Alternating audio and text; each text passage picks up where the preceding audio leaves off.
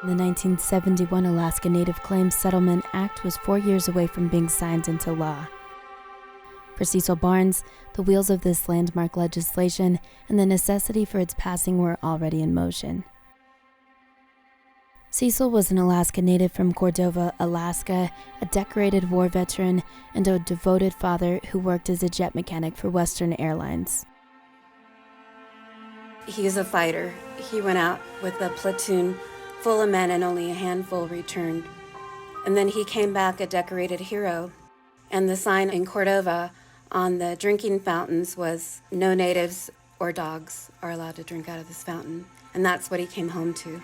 And I think that fired him up. All these people were gathering at our house. I knew that there was something really big happening. Didn't really quite understand it. There was so much excitement and so much passion about what they were doing, and I felt that. As the struggle for native lands took root, Cecil asked his wife Anna, a Tsimshian native, for permission to walk away from the security of his job so he could fully devote himself to the cause that would eventually remove Alaska Natives from second place and create an equal footing for the indigenous people of Alaska. My dad chose my mom, and he loved her ability to challenge him. He would bounce things off her ideas, and I think that made him a stronger person. They were a team. The struggle intensified, but it would never slow down Anna and Cecil. They went as far as they could, even mortgaging their home to personally fund the ANCSA lobbying efforts. Cecil and other Chugach founders fought for the boundaries of the Chugach region, securing the eastern border of Chugach lands all the way to Icy Bay. Hard-fought efforts extended Chugach's boundaries to the lands around English Bay, Nanwalek, Port Graham, and Seward. Additionally, Cecil was instrumental in leading the charge to have the village of Eyak officially recognized under the provisions of ANCSA.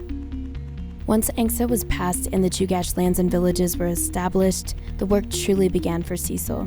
He continued to push for better ANCSA land selections, tirelessly serving in leadership roles on the Chugach Board of Directors and in Chugach's subsidiary companies. In 1974, he helped to establish the North Pacific Rim Native Corporation, which would eventually become known as Chugach Muit, serving as the nonprofit's first chairman. Almost all of our wins have been through court cases. We had to fight for every bit to be equal citizens.